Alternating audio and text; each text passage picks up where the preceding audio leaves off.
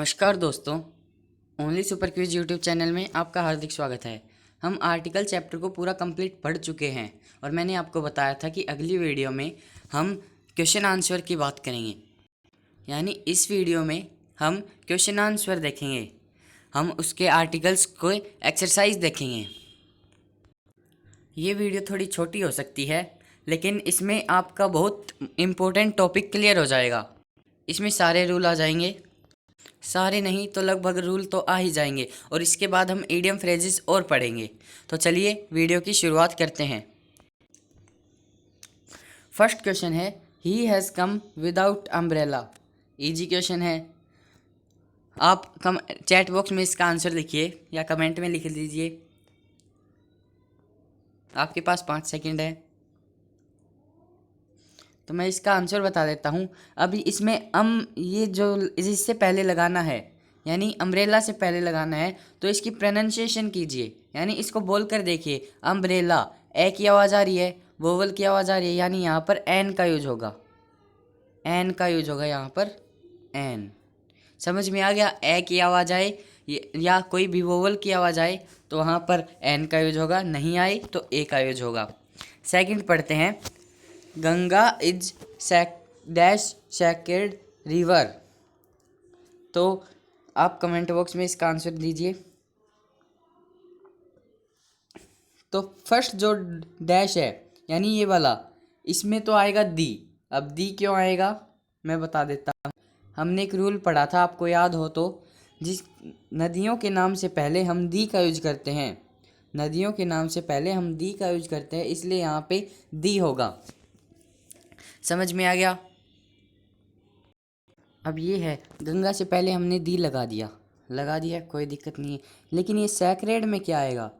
अब ये सैक्रेड है, ये ऊपर वाले की तरह है, यानी से शुरू हो रहा है, तो इसमें कोई वोवल की साउंड नहीं आ रही, तो ए का यूज होगा। यानी पहले वाले में तो दी आएगा, पहले वाले में दी यहाँ पर, और इसमें आएगा ए। समझ में आ गया? आगे बढ़ते हैं।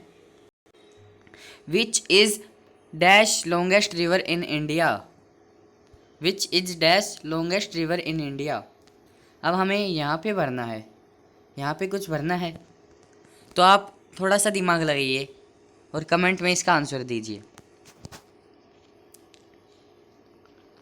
अब एक ट्रिक बता देता हूँ, हमने जिससे पहले भरना है उसके बारे में देखिए। अब ये लॉन्गेस्ट है, आपको पता है ये लॉन्गेस्ट क्या है, ये सुपरलेटिव डिग्री है। और मैंने इंडेफिनेट आर्टिकल के यूज में एक रूल बताया था कि सुपरलेटिव डिग्री से पहले दी का यूज होता है, यानी यहाँ पर दी का यूज होगा, दी का। समझ में आ गया? अब फोर्थ है, फोर्थ भी इजी है। She returned after hour dash hour. इसको हम हावर नहीं बोलेंगे, आवर बोलेंगे। तो इसकी प्रोनाउंसिएशन देखिए, इसको हम बोलेंगे आवर, इसको हम आवर बोलेंगे। यानी आ की आवाज़ आ रही है तो हम एन का यूज करेंगे। ऊपर फर्स्ट में किया था एन अम्ब्रेला, ऐसे ही एन आवर।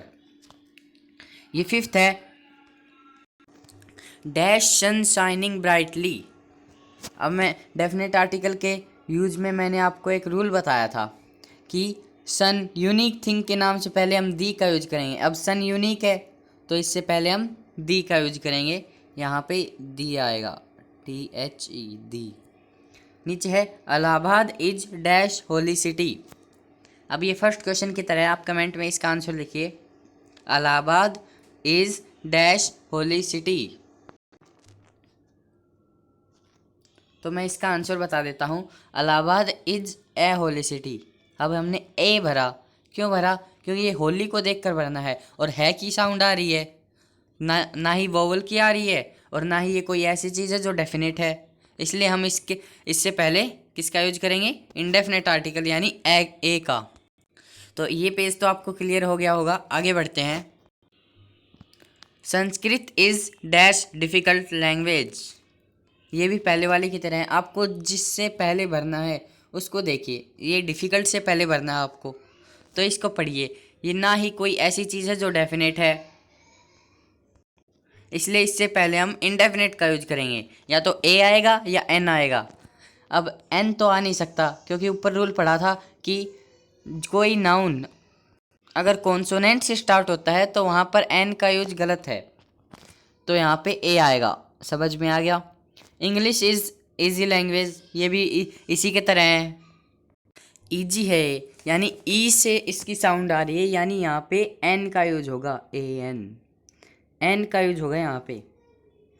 अब इससे नाइन्थ है, dash sun rises in dash east. ये बहुत ईजी है, पहले इसको भरिए, डैश सन। आप इसका आंसर कमेंट में कीजिए। तो आपने इसका आंसर कर दिया होगा, मैं बता देता हूँ। यहाँ पर तो आएगा दी, क्योंकि ये सन है, ये यूनिक है, यहाँ पर दी आएगा।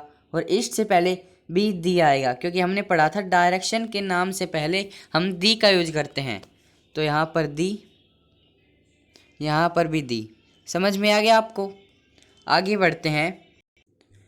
You are dash fool to say that, you are dash fool to say that.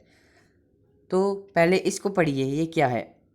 अब यहाँ पर हम दी का यूज़ तो कर नहीं सकते, यानी इंडेफिनेट आर्टिकल का यूज़ होगा। अब आप कमेंट में लिखिए इंडेफिनेट आर्टिकल का यूज, कौन से इंडेफिनेट आर्टिकल का यूज होगा, ए का या एन का। जी हाँ, बिल्कुल, यहाँ पे ए का यूज होगा, क्योंकि ये कॉन्सोनेंट्स की साउंड आ रही है, फू, फै की साउंड आ रही है इसमें, फै की, तो हम यहाँ पे ए का यूज करेंगे।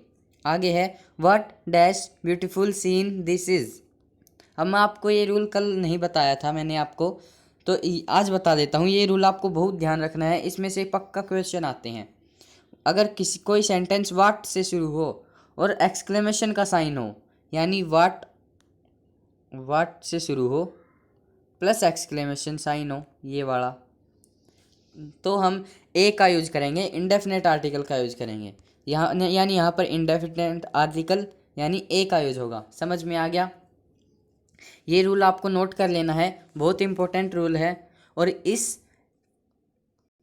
इन क्वेश्चनों की लिस्ट आपको नीचे डिस्क्रिप्शन लिंक मिल जाएगी, आप वहाँ से डाउनलोड कर सकते हैं इस पीडीएफ को। आगे बढ़ते हैं। Kashmir is dash Switzerland of India. ये पहले आप यूज करिए इसमें आर्टिकल।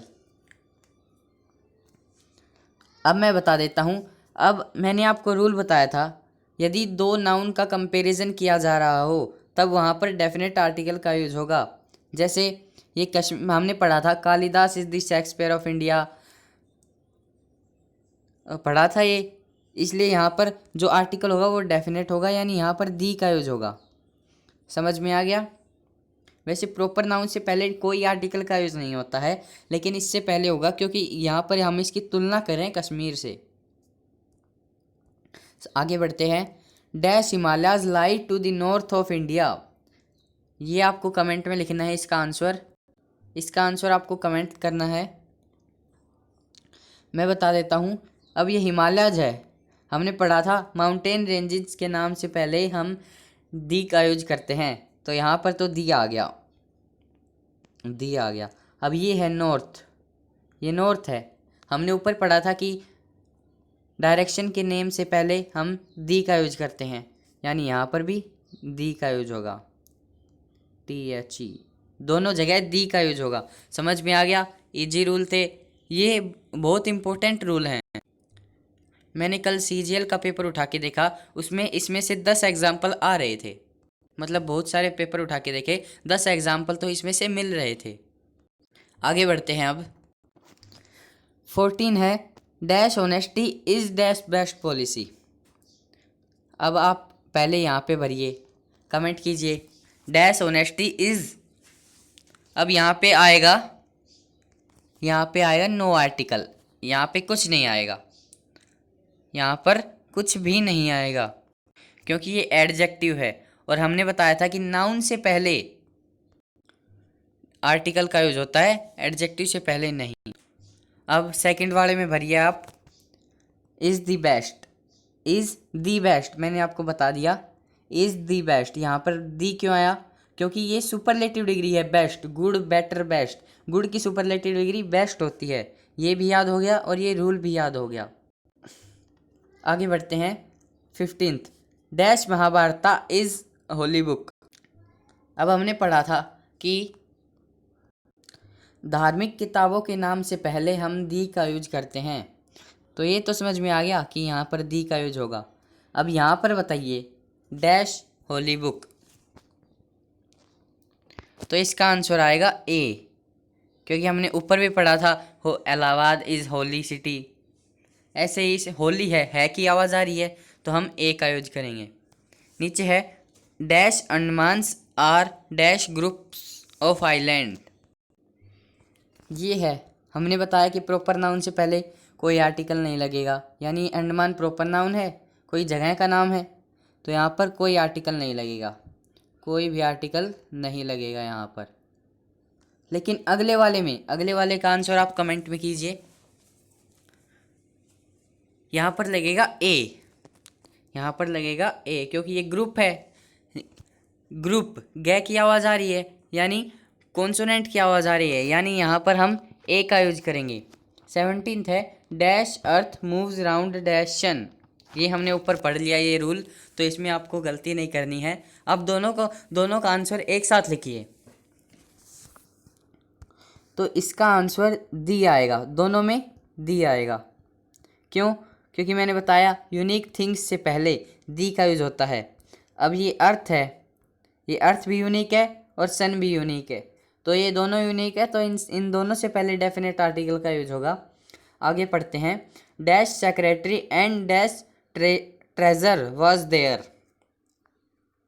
अब ये थोड़ा सब्जेक्ट वर्ब एग्रीमेंट में से भी है, आप थोड़ा ध्यान दीजिए इस सेंटेंस पर। Dash secretary and dash treasurer were there, मैंने आपको सब्जेक्ट वर्ब एग्रीमेंट में भी बताया था ये रूल। अगर आपने सब्जेक्ट वर्ब एग्रीमेंट की वीडियो नहीं देखी है तो हमारे चैनल पर जाकर आप वहाँ से देख सकते हैं सब्जेक्ट वर्ब एग्रीमेंट। बहुत इंपॉर्टेंट टॉपिक है सब्जेक्ट वर्ब एग्रीमेंट ग्रामर का। तो क्वेश्चन की बात करते हैं dash secretary and dash treasure was there. तो ये है सेक्रेटरी। अब थोड़ा सेंटेंस को पढ़िए, सेंटेंस में लिख रखा है dash secretary and dash treasure, यानी हम सोच रहे हैं यहाँ पर दो व्यक्ति की बात हो रही है, dash secretary and dash treasure, यानी दो अलग अलग व्यक्ति, लेकिन ऐसा नहीं है। इसके बाद जो वर्ब यूज़ हो रही है ये वाज यूज़ हो रही है, और हमने सब्जेक्ट वर्ब एग्रीमेंट में पढ़ा था कि अगर दो नाउन एक ही व्यक्ति के लिए यूज़ हो तो हम सिंगुलर वर्ब का यूज करते हैं, यानी ये एक ही व्यक्ति है। और हमने बताया था कि एक से पहले तो आर्टिकल लगेगा और दूसरे किससे पहले नहीं लगेगा। अब आप बताइए कि किससे पहले आर्टिकल लगेगा और किससे पहले आर्टिकल नहीं लगेगा। तो सेक्रेटरी से पहले तो आर्टिकल लगेगा दी, लेकिन ट्रेजर के पहले नहीं लगेगा। समझ में आ गया ये रूल? मतलब ग्रामर में कहीं से भी क्वेश्चन आ सकते हैं। अब इसमें सब्जेक्ट वर्ब एग्रीमेंट और इसको मिलाकर था, अगर आपको सब्जेक्ट वर्ब एग्रीमेंट नहीं आता तो आप ये क्वेश्चन सोल्व नहीं कर पाते।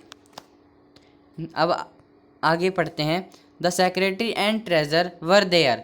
अब इसमें भी वैसे ही है, the secretary and dash treasure were there. अब इसमें तो दी आ गया, मैंने ऊपर बता दिया, लेकिन इसमें बताइए नो आर्टिकल आएगा, ए आएगा, एन आएगा या दी आएगा? तो यहाँ पर दी आएगा, क्योंकि यहाँ पर दो अलग अलग लोगों के बारे में बात की गई है। वर यूज़ हो रहा है, यानी प्लूरल लोग, बहुवचन, इसलिए यहाँ पर दोनों से पहले दी का यूज होगा।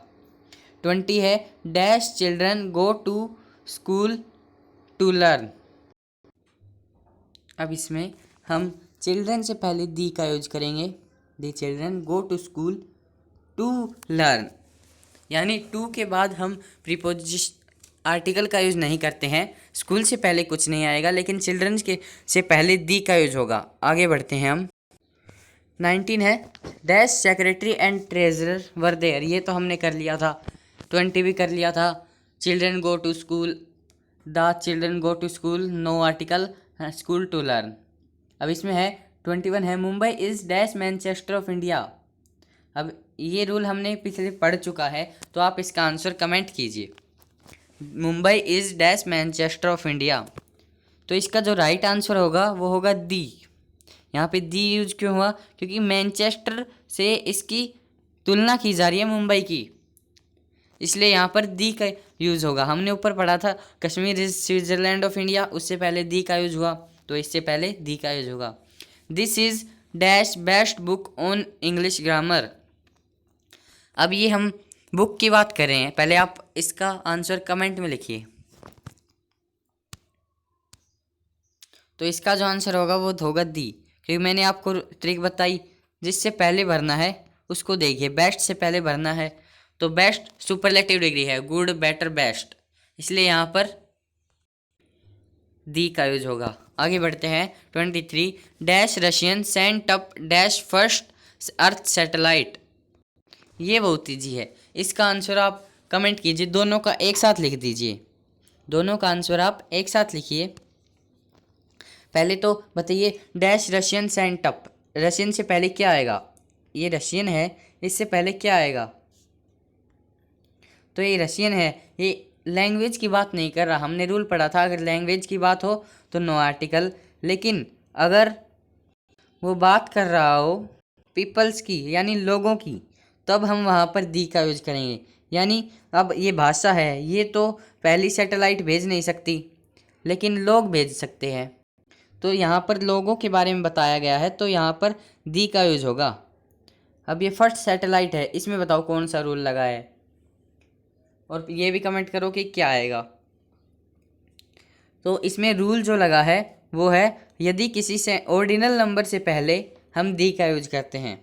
हमने पढ़ा था फर्स्ट सेकंड, इसलिए यहाँ पर दी का यूज होगा। ऑर्डिनल कोऑर्डिनल में मैंने आपको डिफरेंस बताया था। ऑर्डिनल यानी ये फर्स्ट सेकंड थर्ड, और कोऑर्डिनल यानी 1 2 3 4। समझ में आ गया? नीचे है dash times of India is dash leading newspaper. Dash times of India is dash leading newspaper.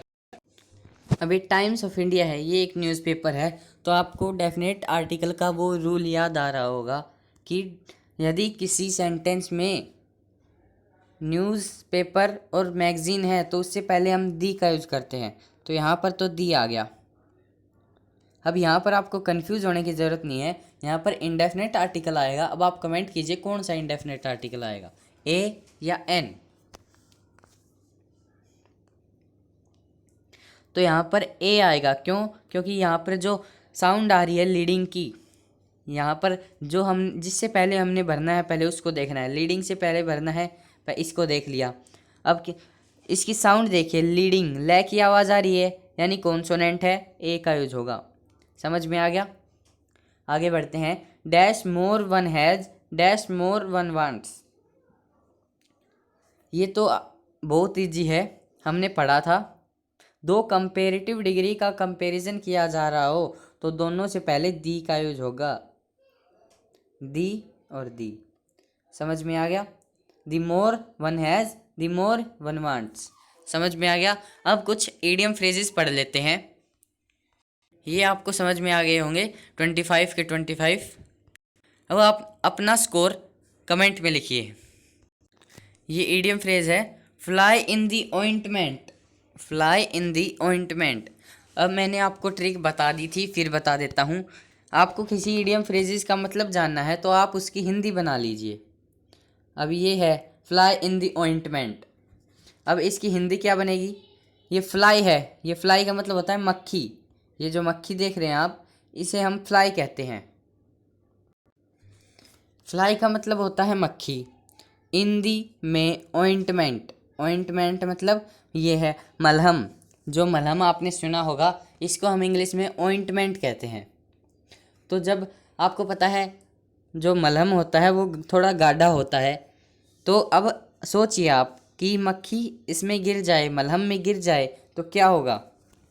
यानी वो असुविधा में है, वो असुविधा में है, तो इसका आंसर भी यही होगा, असुविधा। A slight unpleasant thing that obstruct the enjoyment of something. ये आ गया होगा आपको समझ में। फ्लाई इन दी ऑइंटमेंट यानी असुविधा में। आगे बढ़ते हैं। Get into hot water. अब जैसे मक्खी मलहम में पड़ गई थी यानी फ्लाई इन दी ऑइंटमेंट, वैसे ही get into hot water, ये भी ऐसे ही है। आप कमेंट में कीजिए क्या हो सकता है। मैं आपको समझा देता हूँ, इसकी हिंदी बनाइए, get into hot water. Get यानी पढ़ना, इनटू में हॉट वाटर गर्म पानी में गिरना, यानी गर्म पानी आप यहाँ पर मुसीबत ले सकते हैं। तो इसका जो आंसर होगा वही होगा। यानी समस्या में फंसना, गेट इनटू हॉट वाटर, समस्या में फंसना। अब फ्लाई इन दी ऑइंटमेंट यानी असुविधा में, और गेट इनटू हॉट वाटर समस्या में फंसना, गेट इनटू ट्रबल। समझ में आ गया? आगे बढ़ते हैं। ये बहुत ही इंटरेस्टिंग इडियम फ्रेज है, इसको आप ध्यान से देखिए। An old head on young soldiers. अब आपकी इसकी हिंदी बनाइए। एन ओल्ड हेड यानी बूढ़ा सर, ऑन यंग सोल्जर यानी जवान कंधों पर बूढ़ा सर। अब हिंदी तो बना ली, पर समझ में नहीं आ रहा इसका क्या बनेगा, तो अब इसके बारे में सोचिए, इसकी इमेज बनाइए, यानी ऐसी इमेज के बारे में सोचिए। एन ओल्ड हेड, अब इसका जो सर है वो बूढ़ा है, लेकिन इसका जो शरीर है वो जवान है। यानी क्या हो सकता है, मतलब इसकी उम्र तो छोटी सी है, ये जवान है, लेकिन जो दिमाग है, जो सर है, वो बूढ़ों वाला है, यानी एक्सपीरियंस्ड पर्सन जैसा है। अब आपको पता होगा बूढ़े ज़्यादा समझदार होते हैं, उनको ज़्यादा एक्सपीरियंस होता है लाइफ का। ऐसे ही इसमें है अपनी उम्र से ज़्यादा समझदार होना, यानी ये जो व्यक्ति है ये अपनी उम्र से ज़्यादा समझदार है। ए चाइल्ड और young person who thinks and talks like an older and experience person. ये आपको समझ में आ गया होगा। आपको कहीं पर भी ये लिखा मिल जाए तो आप इस पिक्चर को ध्यान में ले आना, फिर आपको हिंदी अपने आप पता चल जाएगी। An old head on young soldier यानी अपनी उम्र से ज़्यादा समझदार होना। समझ में आ रहा है तो एक लाइक ज़रूर करें। आगे बढ़ते हैं। अगला है make both ends meet. Make both end meet, अब इसके हिंदी बनाइए। मेक बोथ हैंड्स मीट यानी ये एक कोई रस्सी है, इसकी हम दोनों कोनों को मिला दें तो ये कुछ ऐसा बन जाएगा। बन जाएगा नहीं बन जाएगा, ये इस रस्सी को ऐसे मोड़ेंगे फिर ऐसे, मतलब ये सर्कल टाइप में बन जाएगा। तो हमने क्या किया, इसकी एक सीमा बना दी कि इससे बाहर हम नहीं जा सकते। हमने इसकी सीमा बना दी कि इसके बाहर हम नहीं जा सकते, इसके अंदर ही रहकर हमें करना पड़ेगा गुजारा। तो इसका जो आंसर होगा वो भी यही होगा, आय के अंदर ही गुजारा करना, यानी जो इनकम आ रही है उसके अंदर ही गुजारा करना। To live within one's mean. अब मैं आपको एक एग्जांपल देता हूँ, फिर आपको अच्छी तरह से क्लियर हो जाएगा, कोई डाउट नहीं बचेगा। इसका आंसर तो हो गया आय के अंदर ही गुजारा करना। अब आपने सर्दियों में देखा होगा, सर्दियों में ये को मान लीजिए ये कोई व्यक्ति है, इसने ओढ़ रखा है कंबल। अब ये क्या करेगा, जब सर्दी लगे तो ये एक इधर से मिलाएगा, मतलब एक कोना इधर से दबाएगा, एक कोना इधर से दबाएगा और एक कोना पैरों तरफ से दबाएगा। यानी इसने बोथ्स एंड मीट कर दिया, यानी कंबल को मिला दिया। तो अब क्या होगा, ये आगे पीछे नहीं हो पाएगा, ये उस कंबल तक ही सीमित रह जाएगा। अब ये उस कंबल के अंदर ही गुजारा करना पड़ेगा। तो आप ऐसे याद कर सकते हैं, मेक बोथ्स एंड मीट यानी आय के अंदर ही गुजारा करना। आ गया समझ में? आगे बढ़ते हैं। Between the devil and the deep sea. Between the devil and the deep sea. अब आप इसकी हिंदी बनाइए। बिटवीन यानी के बीच में, द डेविल दैत्य या राक्षस, एंड द डीप सी और गहरे समुद्र में। एक साइड गहरा समुद्र है, यानी ये तो गहरा समुद्र है, और ये राक्षस है जिसके हाथ में तलवार है, और आप इसके बीच में खड़े हैं। आपने हिंदी कहावत सुनी होगी, आगे कुआं पीछे खाई। इसी तरह इंग्लिश में है between the devil and the deep sea. अब इसकी हिंदी क्या होगी आप बताइए। तो इसकी हिंदी जो बनेगी वो बनेगी ये, दो गंभीर परेशानियों के बीच, यानी इधर जाएगा तो मरना निश्चित है, और ये राक्षस भी इसको मारेगा ही, यानी ये दो गंभीर परेशानियों के बीच फंस गया है, बिटवीन टू डिफ़िकल्ट सिचुएशन। अब आप 11th में थे, मान लीजिए आपको एग्जाम्पल समझाता हूँ। मान लीजिए आपको डॉक्टर बनना था और आपके घर वाले आपको साइंस दिला रहे थे, आपको लेनी थी मेडिकल, लेकिन आपके घर वाले जोर कर रहे थे कि आप मेडिकल लें, ये नॉन मेडिकल लें। तो आप दो गंभीर परेशानियों के बीच थे, यानी यहाँ पर तो मेडिकल लेनी है, अपनी इच्छा है, और वहाँ पर घर वाले फोर्स कर रहे हैं कि नॉन मेडिकल लो। तो आप दो गंभीर परेशानियों के बीच फंस गए। इसी तरह इसको इंग्लिश में कहते हैं between the devil and the deep sea. तो आज के लिए बस इतना ही। अगर आपको समझ में आया हो तो लाइक ज़रूर करें, और ये क्वेश्चन आपको कैसे लगे और अपना स्कोर ज़रूर बताएं। Thank you.